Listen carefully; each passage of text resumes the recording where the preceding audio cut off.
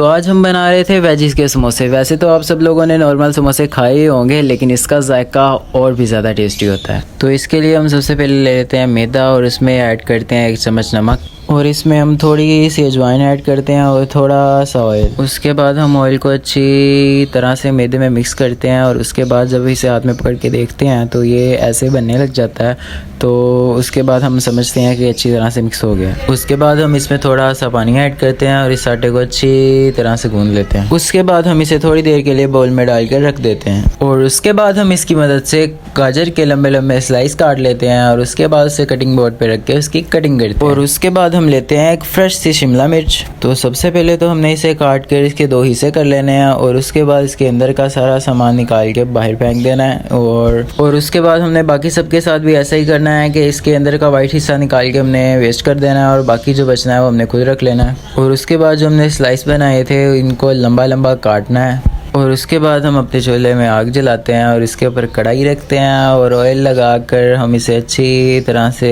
हांडी के चारों तरफ लगा देते हैं, ताकि जो भी हम वेजिस में फ्राई करें वो जले ना। तो इन वेजिस में गाजर थोड़ी सी सख्त होती है जो लेट गलती है, तो उसे हम सबसे पहले डाल देते हैं, और उसके बाद हम इसे थोड़ा सा फ्राई करते हैं, और उसके बाद हम इसमें बाकी दोनों वेजिस भी डाल देते हैं। फिर हम इन सारी वेजिस को अच्छी तरह से फ्राई करते हैं, और माशाल्लाह से बहुत प्यारी लुक दे रहा है। और उसके बाद हम इसमें थोड़ा सा पानी ऐड करते हैं, सोया सॉस ऐड करते हैं, उसके बाद हम इसमें सिरका ऐड करते हैं और चिली सॉस ऐड करते हैं, और इसके बाद हम इसमें सारी सॉसेस को अच्छी तरह से मिक्स करते हैं। और इसके साथ साथ आपका हसीन तरीन शेफ अमजद खोखर हुन मैनू इंज नहीं वेखो शेफ एदा दे भी हुंदे हैं। और वेजिस को अच्छी तरह से गलाने के लिए हम इसके ऊपर दे देते हैं ढक्कन, और उतनी देर आप लोग मुझे बताएं कि की हाल चाल है, खुशबाश हो। और फिर जब आप लोगों को लगने लगे कि वेजिस अच्छी तरह से गल चुकी हैं, तो हमने इसमें आधा चम्मच मिर्च डालनी है, और इसमें हमने 1 चम्मच नमक डालना है, और इसे अच्छी तरह से हिला लेना है। और उसके बाद हमने जो आटा गूंदा हुआ है उसके छोटे छोटे पेड़े बनाने हैं, और इसे वो शेप देनी है जो भी आप बनाना चाहते हैं। अगर आप समोसे बनाना चाहते हैं तो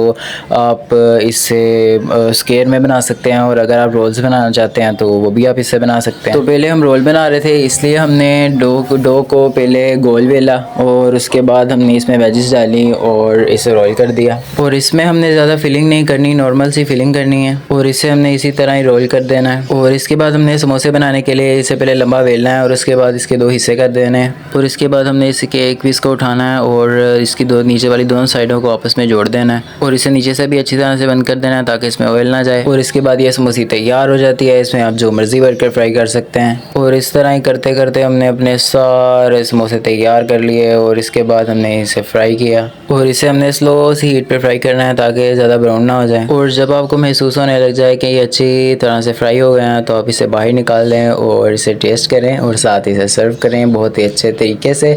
और इसके साथ मैं तो मायोनीज़ खाता हूँ, और साथ में मीठी चटनी जो कि हमारी घर की बनी होती है, अपनी रेसिपी।